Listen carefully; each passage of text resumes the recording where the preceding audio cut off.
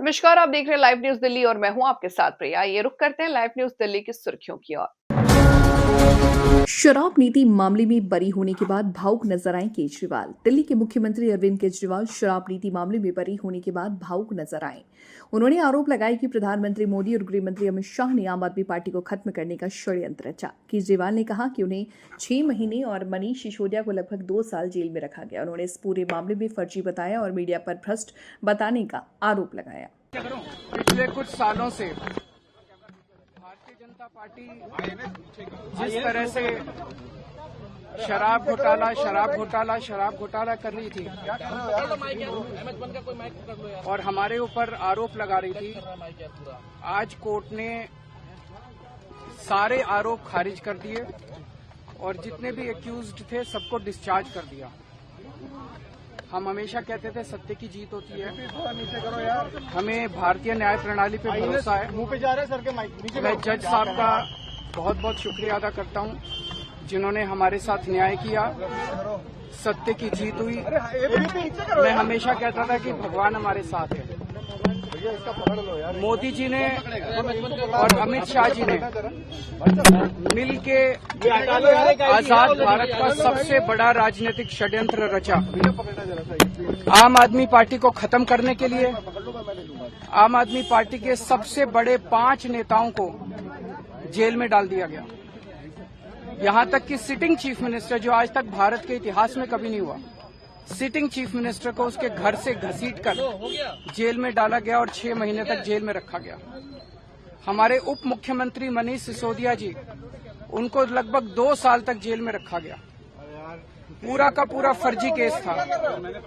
हमारे ऊपर कीचड़ फेंका गया। 24 घंटे टीवी चैनलों के ऊपर डिबेट चलते थे, खबरें दिखाई जाती थी केजरीवाल भ्रष्ट है, केजरीवाल भ्रष्ट है।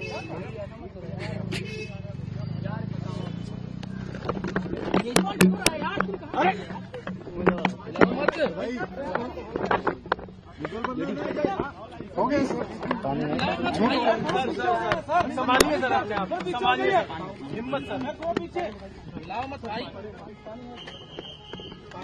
ये केजरीवाल भ्रष्ट नहीं है। मैंने केवल अपनी जिंदगी में ईमानदारी कमाई है।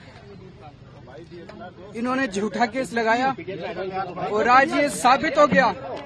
कोर्ट ने कहा है कि केजरीवाल कट्टर ईमानदार है, मनीष सिसोदिया कट्टर ईमानदार है, आम आदमी पार्टी कट्टर ईमानदार है। मैं प्रधानमंत्री जी से कहना चाहता हूं, सत्ता के लिए इस तरह से खिलवाड़ मत कीजिए देश के साथ, इस तरह से संविधान के साथ खिलवाड़ मत कीजिए। आपको सत्ता चाहिए, अच्छे काम कीजिए। आज देश के सामने इतनी बड़ी बड़ी समस्याएं हैं, महंगाई है, बेरोजगारी है, पूरे देश में सड़कें टूटी पड़ी है, चारों तरफ पोल्यूशन ही पोल्यूशन हो रहा है, चारों तरफ देश में इतनी समस्याएं हैं। उन समस्याओं का समाधान करके सत्ता में आइए ना। केजरीवाल पे, आम आदमी पार्टी पे झूठे केस क्यों करते हैं? अच्छा काम करके सत्ता में आइए। इस तरह के झूठे केस करना और 24 घंटे विरोधियों के, विपक्षियों के खिलाफ ऊट पटांग के केस करना, उनको जेल में डालना, ये एक प्रधानमंत्री को शोभा नहीं देता। इससे देश आगे नहीं बढ़ेगा। देश आगे तब बढ़ेगा जब जनता की समस्याओं का समाधान किया जाएगा। दिल्ली नगर निगम के राजभाषा विभाग ने निगम आलोक पत्रिका 2025 का विमोचन किया। निगम मुख्यालय सिविक सेंटर में हिंदी कार्यालय का आयोजन हुआ। उन्होंने हिंदी समर्थन में अपनी प्रतिबद्धता जताई। राज्यसभा सांसद संजय आजाद ने आरोप लगाया कि बीजेपी बाटो राज करो की साजिश रच रही है। उन्होंने कहा कि दलित, पिछड़ा, आदिवासी और सवर्णों में झगड़ा कराने के लिए यूजीसी बिल पेश किया गया। सांसद ने इस कदम की कड़ी आलोचना की। आपने इसे समाज में विभाजन फैलाने वाली कोशिश बताया। विधायक संजीव ने प्रधानमंत्री मोदी पर निशाना साधा। कहा कि चुनाव से पहले महिलाओं को 2500 रुपए महीने देने का वादा अधूरा रहा। 1 साल बीतने के बावजूद महिलाओं को कोई लाभ नहीं मिला। संजय ने आरोप लगाया कि पीएम के झूठे वादों पर उनकी पार्टी पर भरोसा करना मुश्किल है। आपके दिल्ली अध्यक्ष सौरभ भारद्वाज ने कहा, 1 साल में दिल्ली बेहाल रही। बीजेपी सरकार बनते झुग्गियां तोड़ने का बुलडोजर अभियान शुरू हुआ। लोगों के घर उजाड़े जाने के बाद जंतर मंतर पर आंदोलन किया गया। दिल्ली पुलिस ने फर्जी ईडी अधिकारी बनकर लूट की साजिश रचने वाले 2 महिलाओं को गिरफ्तार किया। घरेलू नौकरानी ने अपने साथियों के साथ मिलकर फर्जी छापे की योजना बनाई थी। सीसीटीवी फुटेज की मदद से आरोपियों को गाजियाबाद, वैशाली से ट्रेस कर पकड़ा गया। दिल्ली पुलिस अमन विहार थाने ने हत्या का मामला सुलझाया। कर्ज न चुका पाने पर दो भाइयों ने मिलकर की थी दीनदार की हत्या। सीसीटीवी और तकनीकी सर्विलांस की मदद से अपराधियों को गिरफ्तार किया गया। पूछताछ के आधार पर नजफगढ़ नाले के मृतक का शव बरामद हुआ है। ख्वाजा शरीफ में अफगानिस्तान की विदेश मंत्री से फोन पर बात की। वहीं इस मामले पर पाकिस्तान अफगानिस्तान का मतभेद सुलझाने के लिए राव ने बद्धता पेश की है। सूत्रों के मुताबिक तमिलनाडु के पूर्व मुख्यमंत्री और एआईएडीएफ निष्कासित नेता डीएमके में शामिल हो सकते हैं। महाराष्ट्र के नासिक जिले के यनोला कस्बे में एक रात कारखाने में श्रमिकों को सुरक्षित निकाल लिया गया। आग लगने से कोई अभी तक हताहत की सूचना नहीं आई है। दमकल की गाड़ियां आग बुझाने में लगी। प्रवर्तन निदेशालय ने उद्योगपति अनिल अंबानी को लगातार दूसरे दिन समन जारी कर दिल्ली स्थित मुख्यालय में जांचकर्ताओं के समक्ष पेश किया। ये समन 40,000 करोड़ रुपए के मनी लॉन्ड्रिंग मामले की बात चलने के सिलसिले में है। गोविंदा और उनकी पत्नी के बीच सब कुछ अच्छा नहीं है, ऐसा इसलिए कहा जाता है क्योंकि दोनों अपने अपने इंटरव्यू में कुछ ऐसा कहते हैं जिन पर लोगों के हैरान हो जाते हैं। बीते कुछ समय से सुनीता आहूजा गोविंदा पर हमलावर है और ऐसे बातें कह रही हैं जिस पर गोविंदा के कैरेक्टर पर सवाल उठे। अभिनेता गोविंदा और उनकी पत्नी सुनीता आहूजा के बीच विवाद अब सार्वजनिक रूप से जोर पकड़ता दिख रहा है। हाल ही में गोविंदा का एक बयान सोशल मीडिया और मीडिया रिपोर्ट्स में वायरल हुआ है, जिसमें उन्होंने कहा कि मेरी कुंडली में दूसरी शादी, सुनीता को तैयार रहना चाहिए। ये बयान आते ही फैंस और मीडिया के बीच चर्चा का विषय बन गया। लोग हैरानी जताते हुए सवाल कर रहे हैं कि क्या ये बयान गोविंदा के निजी जीवन और पारिवारिक संबंधों को लेकर सही है। बीते कुछ समय से सुनीता आहूजा गोविंदा पर निशाना साधती रही हैं। उन्होंने कई इंटरव्यूज में ऐसे बयान दिए हैं जिससे गोविंदा के चरित्र पर लगातार सवाल उठते रहे हैं। गोविंदा के करियर और निजी जीवन दोनों पर इस विवाद ने असर डाला है। फैंस उनके बयान को लेकर दो गुटों में बंट गए हैं। कुछ उनके समर्थन में हैं तो कुछ आलोचना कर रहे हैं। विशेषज्ञों का कहना है कि फिल्मी हस्तियों के निजी जीवन के बयान सार्वजनिक होने पर सोशल मीडिया पर वायरल होना आम बात है।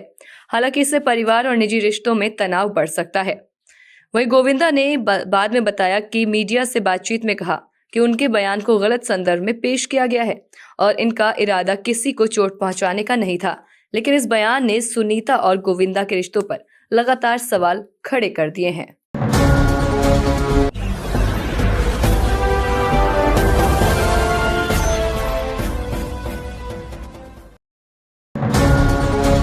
आम आदमी पार्टी के दिल्ली प्रदेश अध्यक्ष सौरभ भारद्वाज ने दिल्ली बेहाल जनसंवाद कैंपेन के तहत रविवार को चिराग दिल्ली में बड़ी सभा कर भाजपा सरकार पर जमकर हमला बोला। दिल्ली में हर मंजिल पर दिल्ली बेहाल जनसंवाद चल रहे हैं। इस दौरान उन्होंने कहा कि दिल्ली में भाजपा की 4 इंजन की सरकार है, फिर भी दिल्ली वाले बेहाल हैं। सरकार के साल बीत गए लेकिन न महिलाओं को 2500 रुपए मिले और न ही बस मार्शलों की पक्की नौकरी मिली। 1 मार्च को आम आदमी पार्टी जंतर मंतर पर विशाल जनसभा कर बेहाल दिल्ली की जनता की आवाज उठाएगी। सौरभ भारद्वाज ने कहा, भाजपा सरकार ने दिल्ली में 8 लाख गरीब परिवारों को राशन कार्ड रद्द कर दिए क्योंकि भाजपा को गरीबों से नफरत है। वे गरीबों की झुग्गियों और मकानों पर बुलडोजर चला रहे और अमीरों के साथ बैठकर डांस कर रहे हैं। उन्होंने ये भी कहा कि प्रदूषण कम करने, नकली यमुना बनाने और 370 महिला क्लिनिकों का नाम आरोग्य मंदिर करने का फर्जीवाड़ा किया। सौरभ भारद्वाज ने बताया कि शेख सराय में पानी टंकी के नीचे बनाए गए मोहल्ला क्लिनिक में सबसे ज्यादा गाँव की महिलाएं इलाज के लिए आती हैं। महिलाएं पैसे व समय की कमी के कारण डॉक्टर के पास नहीं जा पाती। ऐसे में मोहल्ला क्लिनिक में डायबिटीज, थायराइड, हाइपरटेंशन जैसी बीमारियों के फ्री टेस्ट और फ्री दवाइयां मिलने से उन्हें बहुत सुविधा हुई है।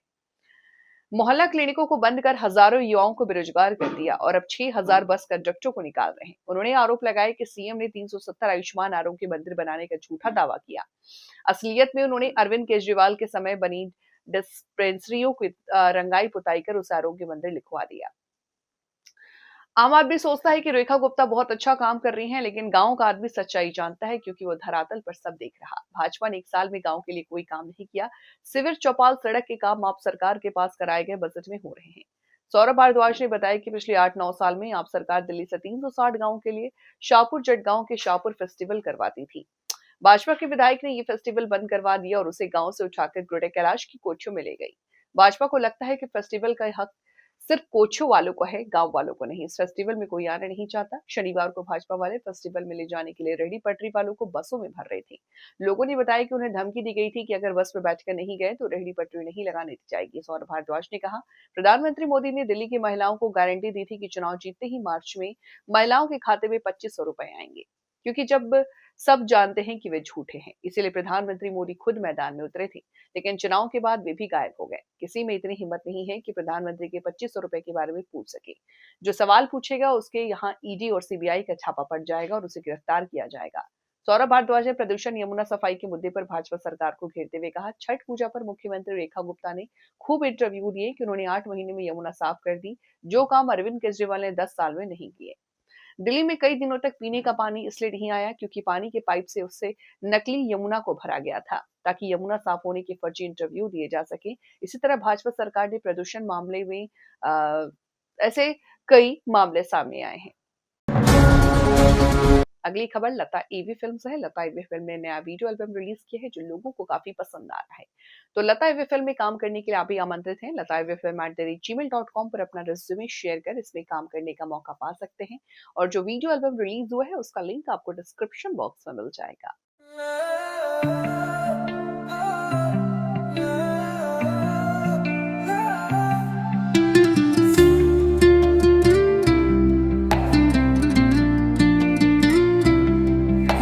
के धागे उलझे सारे तेरी यादों के बारे बारे, रातों में ख्वाबों का मेला, चांद भी कहे क्या खेल है खेला।